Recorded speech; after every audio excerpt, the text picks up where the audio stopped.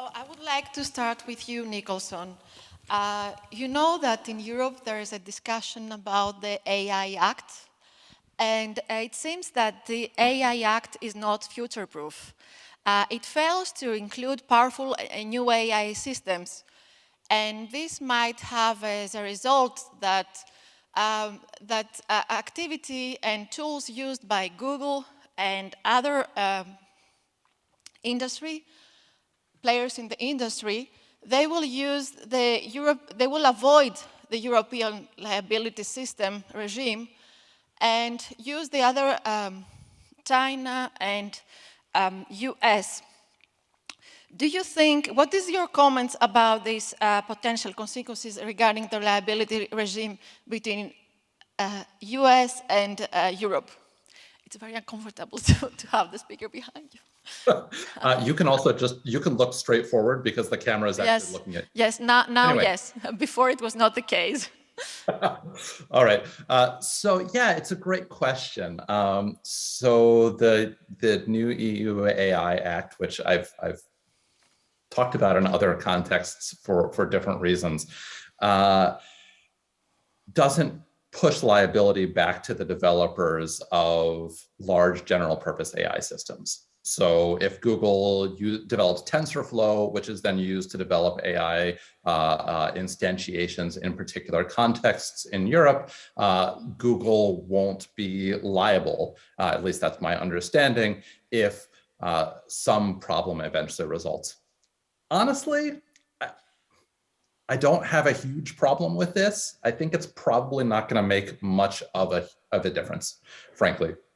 If there are big underlying problems with TensorFlow, Google is going to be hammered from many sides in many directions.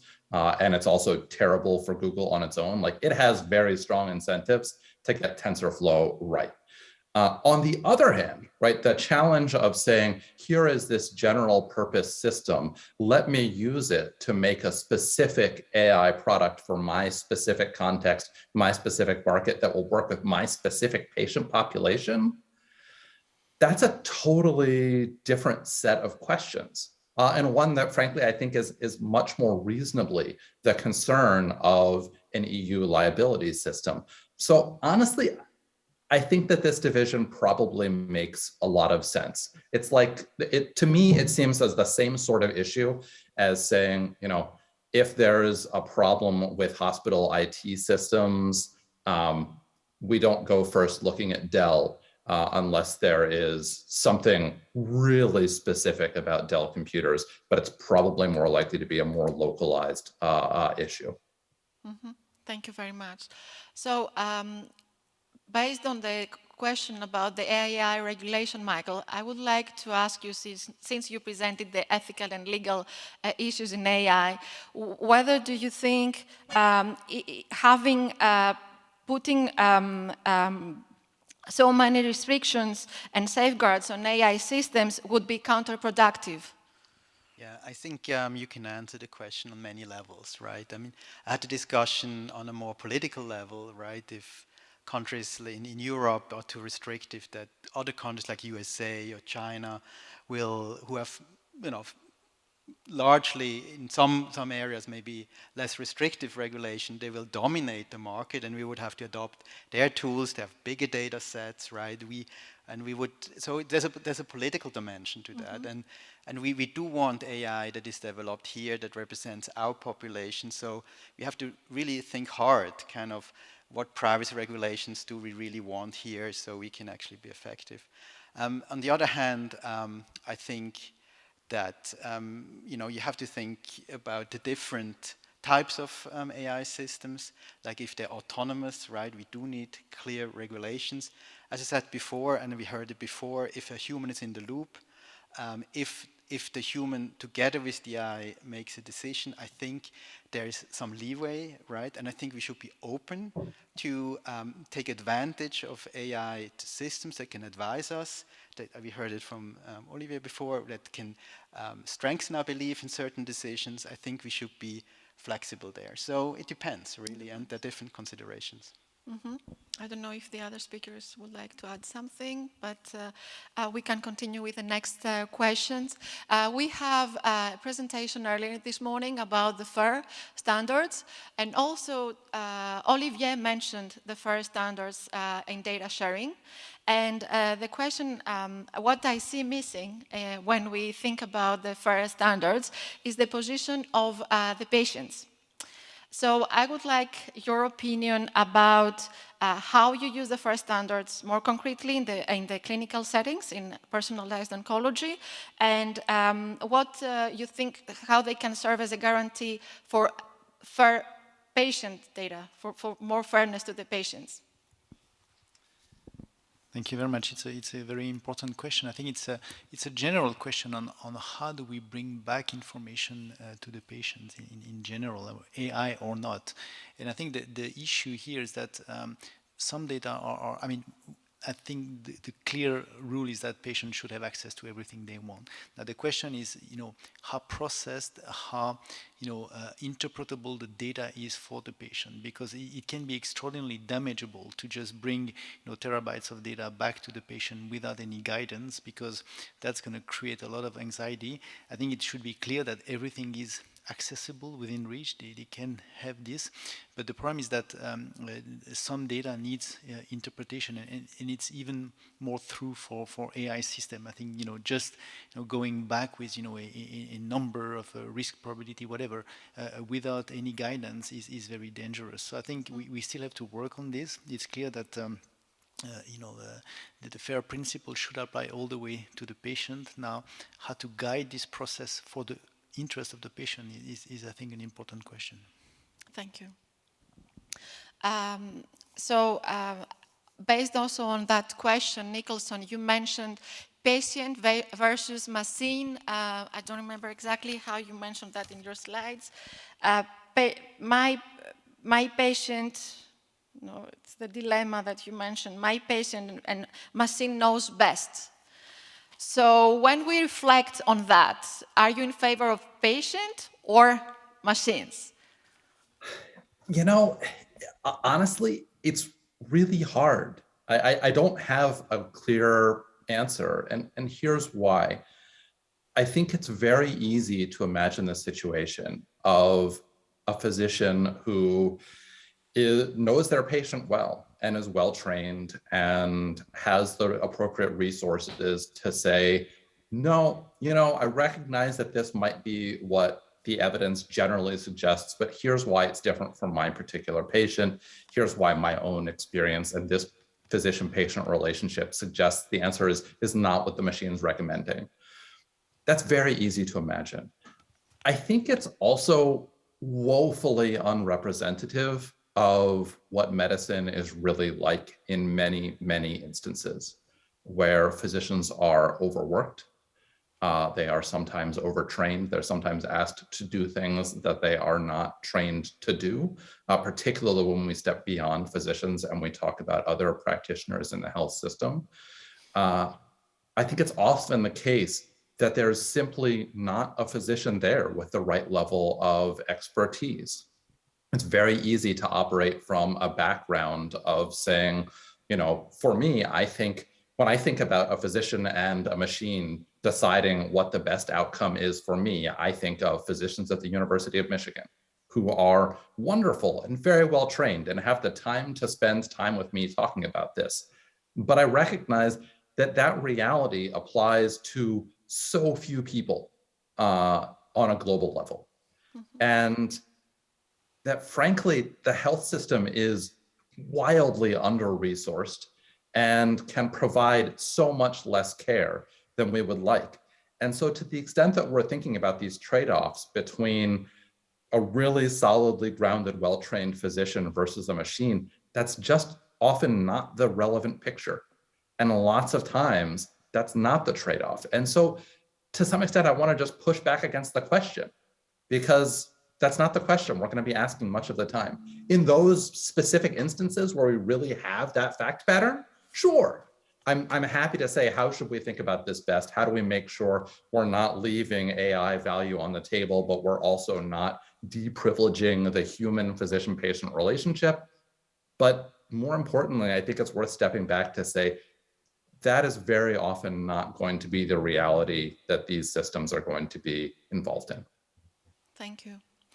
Agata, we saw in your slides all these efforts and guidances about artificial intelligence, the ethical challenges. We know in parallel that governments spend a lot of money to invest in AI strategies. At the same time, we see the industry working on guidelines about artificial intelligence. My question has 3 sub-questions. Who do you think sets the agenda for the AI governance? Second, what is the logic behind setting this agenda? And third, who benefits from this agenda when we think that there are private sector, there are regulators and other stakeholders, as we saw throughout this day? Yeah, thanks for the question. Well, it's a big question. For sure, as you mentioned, there are the regulators, and we heard from Nicholson their role, their importance, and I think we're seeing more and more here in Europe, in Switzerland, the active effort towards, making big data usage and AI more ethical, and try to specify what they mean in their guidances when they use these buzzwords, I would say, like trust, that is used so much every day, but then what does that actually mean? It's not always clear. So for sure the regulators are playing a role. The issue is, for example, like some of the research we have done in big data shows that regulators like IRB, so review boards, and in Europe research ethics committees, for example, are not super equipped in terms of knowledge, for example, to deal with the new questions that are raised in this sector. So some reforms should happen at that level as well. But there are also other powers, new companies, big tech it's of course playing a role, and they have a big power. They are collecting data, they are analyzing the data, they are sharing the data, and we have seen also with the recent example of apps here in Europe during COVID, the COVID track tracing apps, the role of Google and Apple in saying, well, unless you use our privacy preserving systems, we will not allow you to do this. So of course these big tech are playing a role, and they are defining as well the agenda. So there are different tensions and different stakeholders playing a role, and we will see in the futures how this dynamic is going to play out. Yeah. Thank you very much. I would like to invite our audience to pose the questions. I know that there are many questions, so we have limited time. Yes, we have a question. Thank you. The question is regarding the first presentation about reanimate or not to reanimate. That triggered one question in my mind, which is donate organs or not. I think it's very similar, and it's a hot topic now in Switzerland. So is it really similar? And second, is there anybody working on such a thing? So I would answer the question as follows. I don't know, right? But I would look at it in a more general fashion, right? AI is not just physician-centered, right? It's not just about giving physicians guidance, right?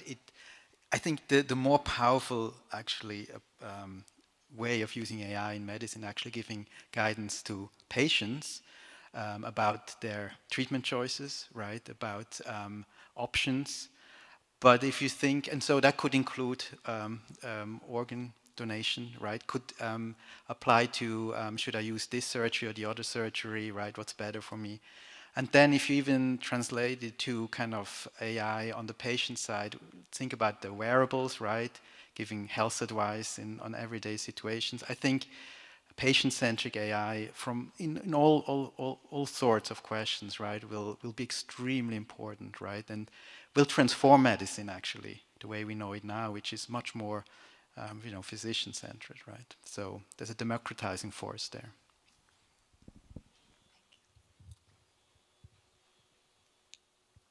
Other questions? Hi. So my question is more about, so Agata, you talked about like, when we're looking at privacy and data sharing, sort of contextualizing the benefits with respect to data use. Now, obviously there are, like, one could argue that they're like, let's say if a pharmaceutical is to discover something based on the data, first of all, going from that early discovery to a drug would still take millions of dollars in investment and multiple years.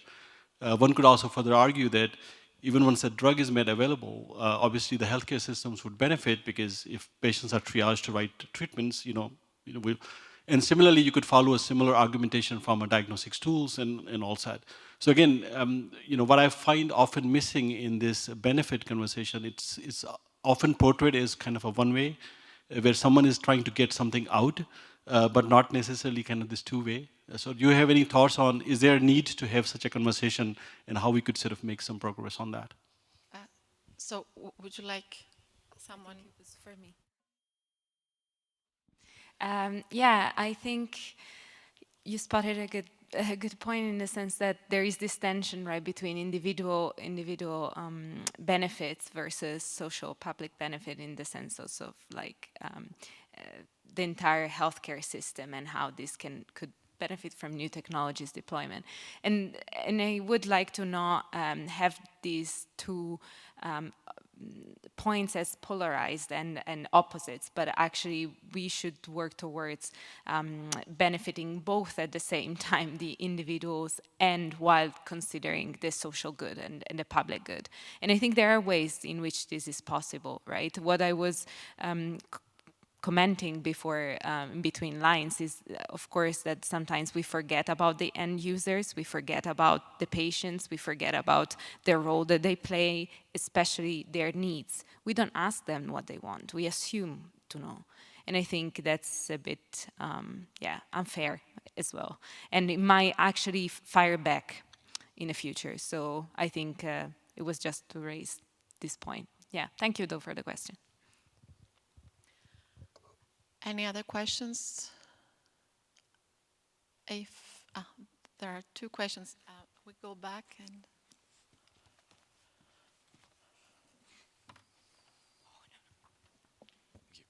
Hi, thank you very much for your talks. I guess this question is more for Monsieur Michielin, but we'll see. You've talked a lot about treatment and the implications of using AI for treatment. But biomarkers can also be used for prevention and to predict cancer risks. And what are the implications of the use of AI for this kind of, for this kind of scales, for this kind of use for prevention? No, it's a very good question. I think, in all oncologists, we all dream to go for towards prevention rather than therapeutic options, and AI is yet another way to do this. I think the problem is the difficulty of generating solid data there, because any active trial in prevention takes 10, 20 years. And so, the AI field is just, growing at the moment. And so I don't think we have enough, evidence on how we're going to use it in advanced disease where we have an outcome that is extremely rapid. Within 6 months we know, are we right? Yes, no. But I think you're absolutely right. With all the metrics that we're capturing, I think we should be able to associate some of those variables, some the wearables, whatever, with risks to colon cancer, whatever. So I think it's an absolutely fascinating field. I think it's going to take a slower start, just because the way you build the evidence will be much slower by the nature of the event that you're looking at. But it's absolutely something in the future. Thank you, Olivier. Maybe we have the time for a short question. Okay, Matt, maybe.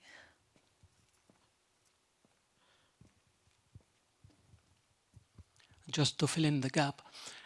So I'm getting back to the question about I know my patient versus machine knows best. And I'm wondering about the impact on the behaviors on the doctors on the long term, because probably really the doctor knows his patient, but he's afraid of being sued because the machine is saying, no, choose A, not B.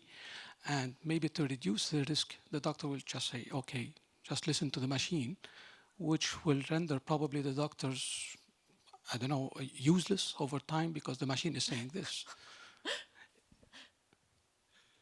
I'm going to assume that that's to me. So this is an argument that people make. There's a wonderful paper by Michael Frumkin, Ian Kerr, and Joel Pinot making exactly this argument, that in particular, medical malpractice law is going to push this, doctors are going to lose all their skills, and we're all going to be in a total disaster. I think we're a long way away from that. And actually, in the work that I've done with Glenn Cohen and Sarah Gerke on liability, we think that right now, at least, liability pushes physicians in the opposite direction, which is to say, if you do what you know and what is the standard of care, even if the AI recommends something different, you're safe, for now, at least. So even if the AI is right and the patient gets injured, if you did what you otherwise would have done before, the law, at least in every state we know of, will say that's fine, you did nothing wrong. And so right now, at least, the law is pushing physicians to only use AI for confirmation, rather than to try new things that they otherwise might not have thought. Now, that could change, right? If the use of AI becomes the standard of care, if AI gets enough better that physicians start to worry about liability if they don't know what the AI says. And I think it's a totally real worry. It's not the worry that I have yet, at least not first. Ask me again in 10 years. For now, I'm not worried about it. We will do at AMLD 2032. Okay, Olivier. Just a remark, because I think it's really an extremely important point that, for example, we have in oncology. Where do you use those tools? And I think you don't want to be facing towards a very strong standard of care, because there is just no point. No doctor will follow you. However, there are many paths in the landscape of treatment in patient where there are total gray zones. For example, there might be several standard of care options and you don't know how to choose from, or there might be no standard of care anymore. And I think that's the place where maybe we can implement AI technology, test them, show benefit, and then move them upwards in the ladder and go in the earlier stages with well-defined clinical trials. Michael, as a physician, you want to make a comment as well? Or? No, I'm always worried that, like, right now we train our AI on data that's been generated by physicians, right? And yes. What happens, I was thinking about this situation, what happens if machines just make the decisions, right? So there's no more human-generated data to learn on. I mean, what situation that would be, and I always have problems kind of thinking about this situation. Thank you very much. Join me to help to applaud the speakers. Thank you very much. It was excellent. I would like to invite the co-organizers. I think that's the end of the track. So Thomas, Elif, Gudner, thank you very much. Olivier, thank you very much. Thank you. It's very good.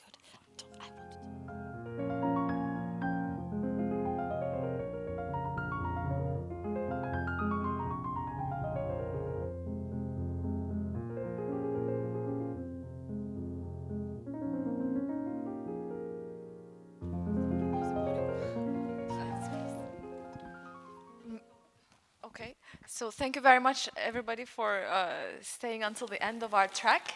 This was such a pleasure to be co-organizing with Ria, Thomas, and Gunther for me. It was a true collaboration from both the Roche side and also the C4DT. Thank you very much for attending our track.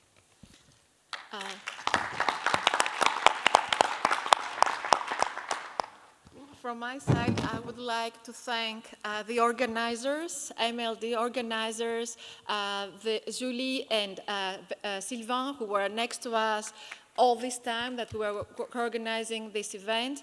I would also thank Jonathan, I'm sorry, I don't remember your name, and the technical support in this room today. I don't want to forget my colleagues from C4DT that were supporting me also in their organization. And from my side, I want to thank Thomas, Elif, and Gunnar. Thanks also from my side. It was a good spectrum about AI in healthcare. I've learned a lot. I got different views, and it was really a good stake for me. I hope you have learned also something for you. And thanks also for the visitors and for the great speeches, etc., and for the team. Yeah. Yes. Nothing to add from my side. Go and apply what you've learned. Go machine learning.